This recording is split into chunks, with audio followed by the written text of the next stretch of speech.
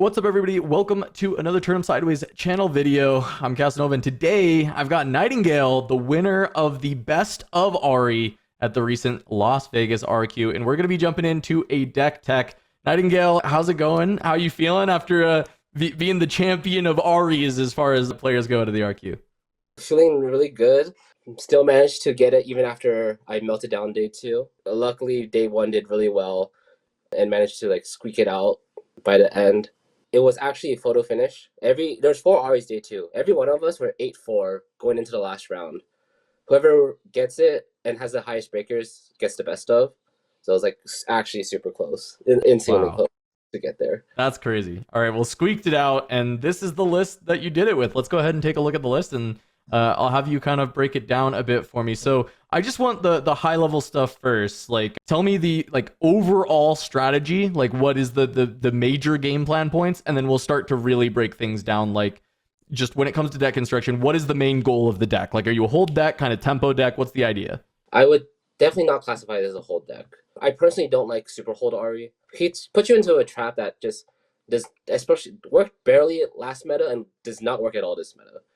You just cannot hold really well. I just call it a mid range deck. It's not really a Yeah, yeah, that's fair. it's not a aggro because you have 5/2 drops. You're gonna miss your Yeah, two of drops. course. The main focus of the deck is to fix Ari's main weakness, which is conquering. She really, these colors suck at conquering. But the main idea of the deck is just to go in, get one hold, come back out, develop, go back in, get another hold, come out, develop.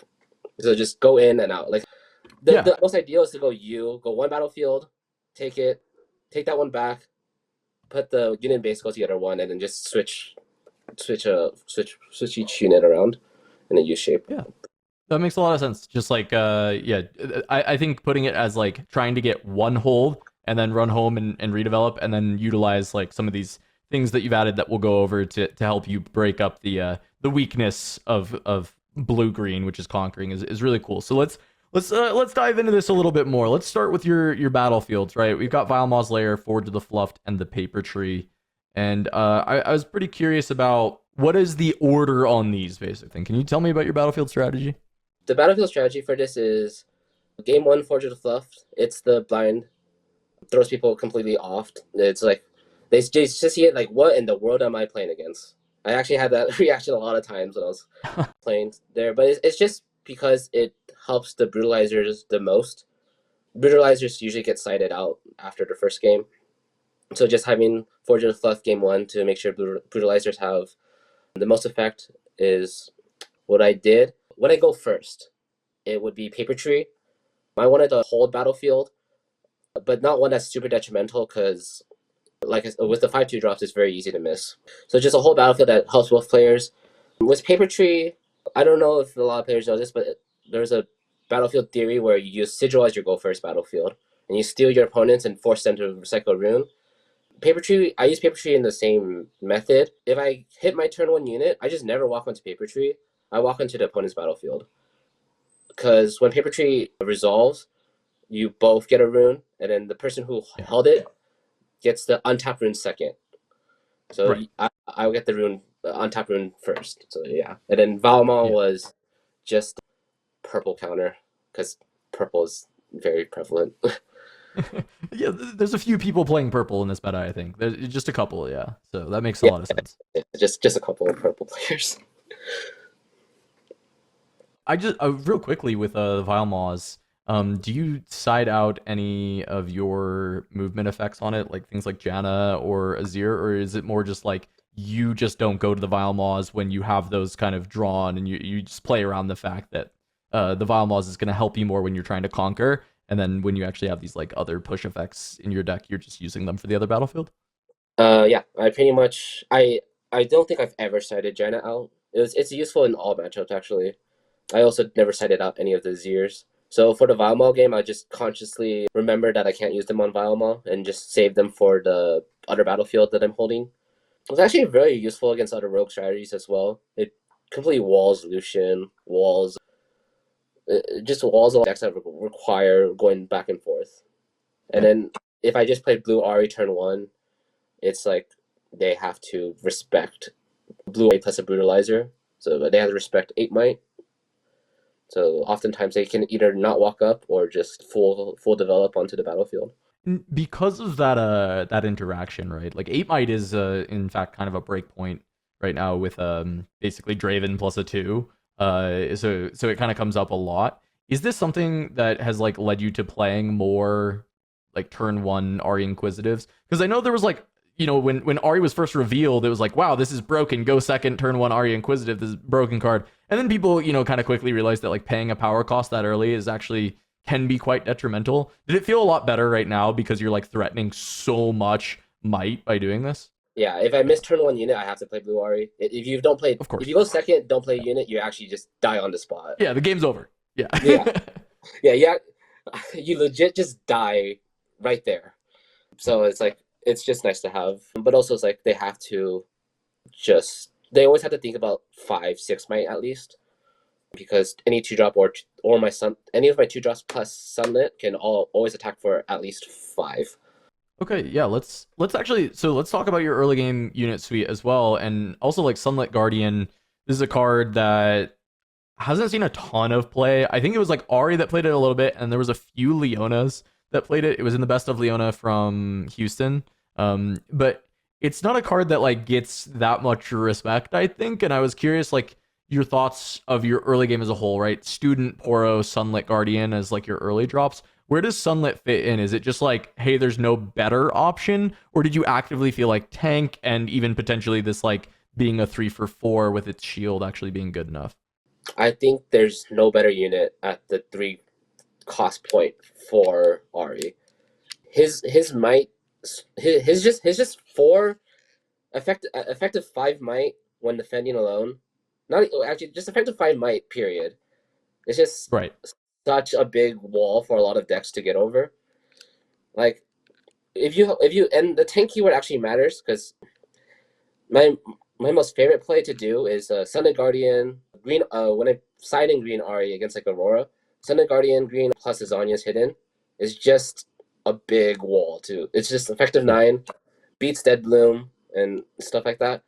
It's just such a strong unit, and the extra 2 might actually matters a lot in this current meta.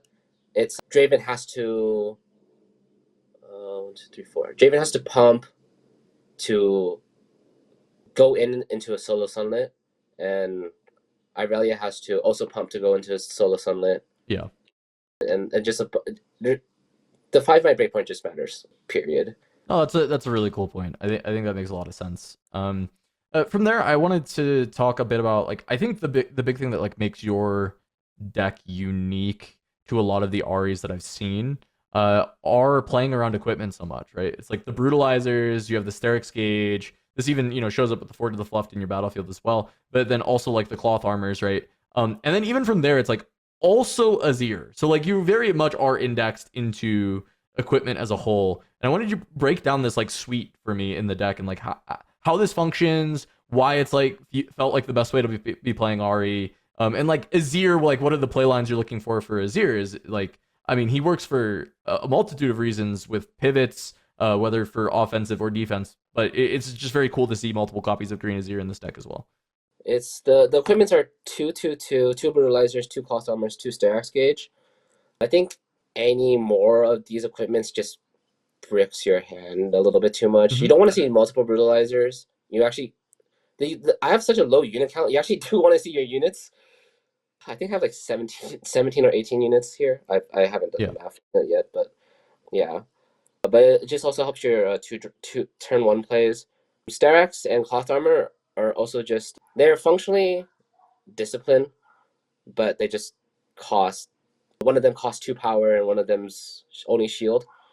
So it's just changing like combat buffs for like permanent, like temporary combat buffs to permanent combat buffs. It's just, I think, effectively a much better way to play because against the control matchups, it means they have to spend more in the future turns to get over them. Against every deck just has to spend more to get over every unit once one of them are out. And it's like, if Draven Axe is good, Sterix Gauge also must be good. It's only 1 power more, and it's 1 energy, 1 power more. Yes, that's a big cost.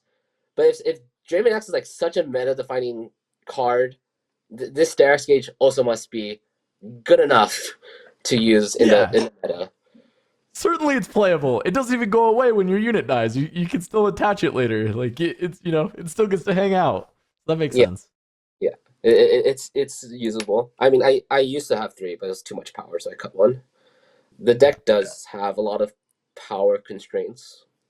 Yeah, let's talk about the power curve. Let's talk about this because anytime you look at it, it really feels like anytime we look at green, right? Like it's just this like green problem where there's you want to play the good green cards, of course, right? We all like playing good cards, and then you look at the power cost on every good green card, and it's got a power cost of some kind. So tell me how you're actually able to like manage this, right? And your power curve as a whole, and like how that likes to play. This deck tests a very fundamental skill of Riftbound, which is, can you take the right lines to reduce your power cost early? I have a lot of experience in this because I think I told you on stream in my winners interview that I played a Green Master Yi deck. I legit have 2 Green Master Yis in my Time Warp deck. So I have to manage my power very well because he's just a dead unit if I don't manage 8 runes.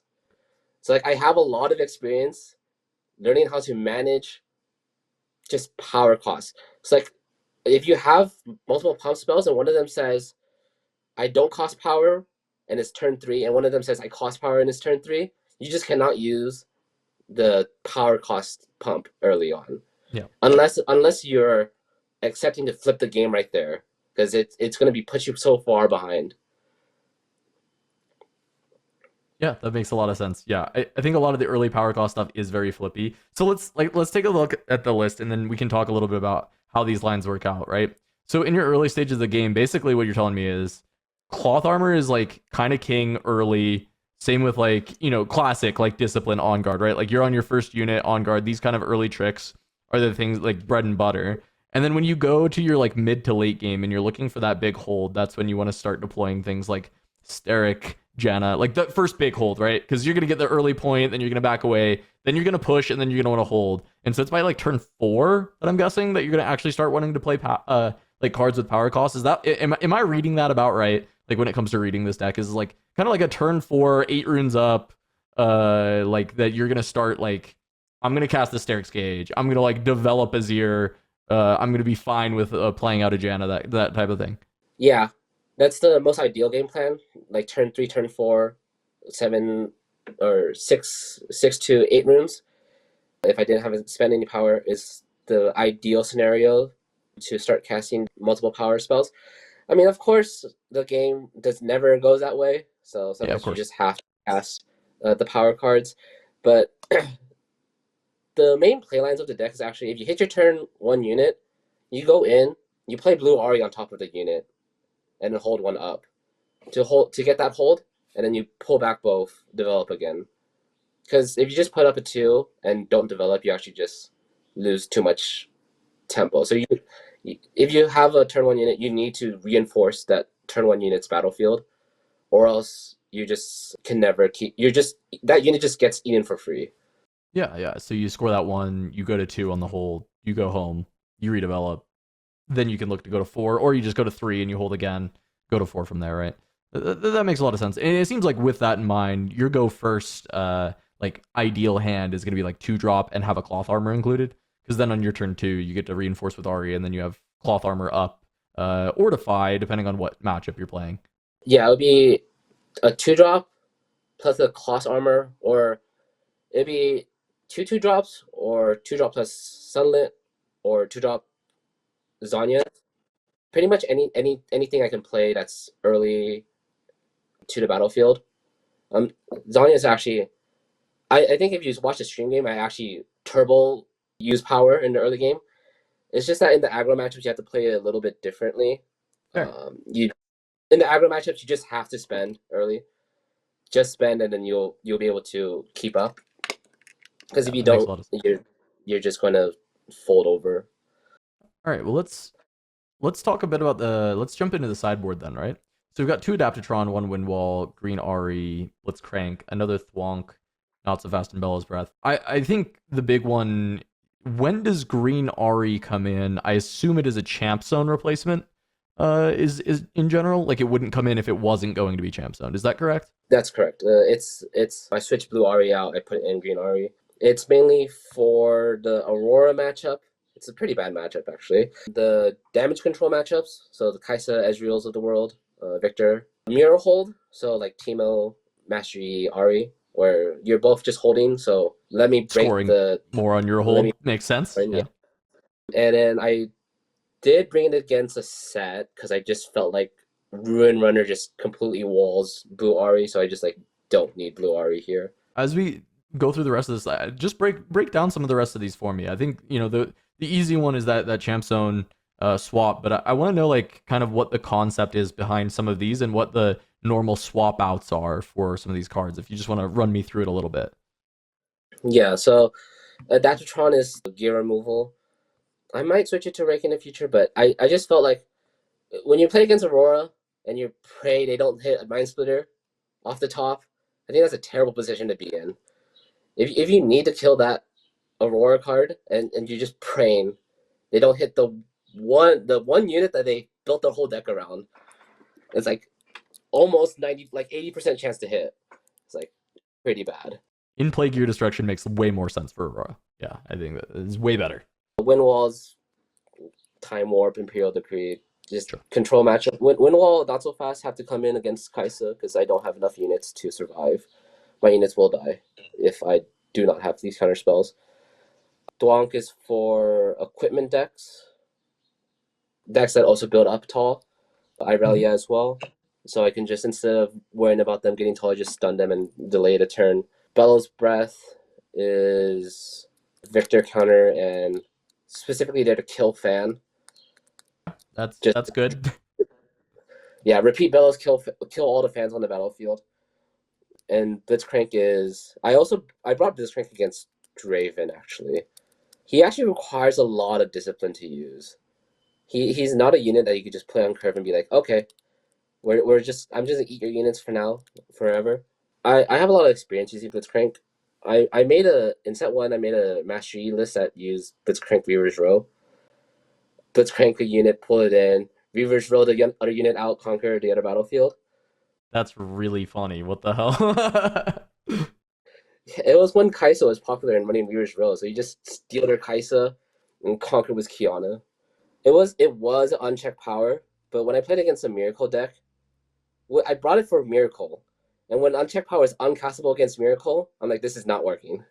I'd rather be proactive than reactive spell here.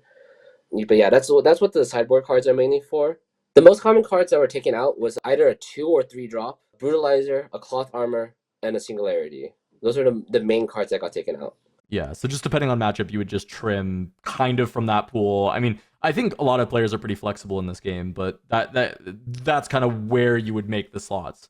Yeah. I just start trimming from the lower cost stuff.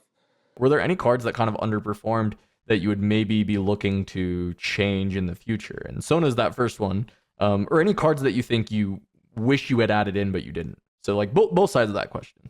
Yeah, so I'm going to trim the Sona for sure. I think I might trim an AZIR. The AZIR, his main purpose was to just do gank units across to get to evens easier. So like if I have no 2-drop in base, I can. If I have no units in base, I can just gank a unit out of the battlefield to the other battlefield. It's also used for like surprise might defense or surprise might attacks. So like if I only had a 2-drop in base, I can all of a sudden change it to 9 might with if the 2-drop had a brutalizer. But his effectiveness wasn't that useful. I think it also brought me into a lot of bait lines where I was like, oh, I can just move back Sona. Like one time I moved back Sona, switched to AZIR, moved AZIR in, and it got rebuked. I'm like, well, I Yeah, just that's way lost the game worse. here. Yeah. Yeah, I lost the game here. Yeah, but the units that underperform was mainly the Sona. It's like the 4 on tap is nice. It's a crutch. I think it's a crutch. But it's not. If you can manage your runes properly, you don't need the untap 4. Is there anything else, any other big advice you would give to promising young Ahri players out there that are trying to take this deck maybe to Atlanta or Lille, or just even wants to play it in their Nexus Nights? I will say this deck is one of the harder versions of Ahri to play. It will definitely not be a plug and play, go into a Nexus Knight and just like jam it. Since it's a bunch of 2-0s in the deck, you have to adapt your plan based off what you have in your hand. If your hand says hold, then you have to hold. If your hand says I can't hold, then you have to just develop. So like you actually have to be able to read your hand and understand what your hand wants you to do. You can't you can't do it based off what your deck wants to do. You have to do it based off what you immediately can do. I would also say if you can always kick out the Watcher out of your opening hand, you need to be able to hold like threaten a hold early. So if you just don't have the cards to do it, then you will also just fold immediately. It's good to know. It is good to know. Well, I want to thank you for coming on and doing this. Do you have anything that you want to plug or any shout outs that you'd like to make before we close out this video? Probably gonna make a Metafy on this. I did not expect to get this far, so it's not ready yet. But it'll probably come out soon-ish. I'll be working with my friends on my testing group to help build it. But yeah, if you want to contact me, I'm same name on Discord. Please don't send me scams. Discord, it's really hard to tell on Discord sometimes. All right. Well, thank you so much, KnightinGale, for jumping on here. Once you have the Metafy up, we'll make sure it's in the description whenever that does come through. But thank you everyone so much for watching. If you enjoyed this video, please like and subscribe. And if you want to see more of these, let us know who you want us to try and bring on, and we'll try and track them down and get them on like we did with KnightinGale. But thank you all so much for watching. We'll see you on the next one.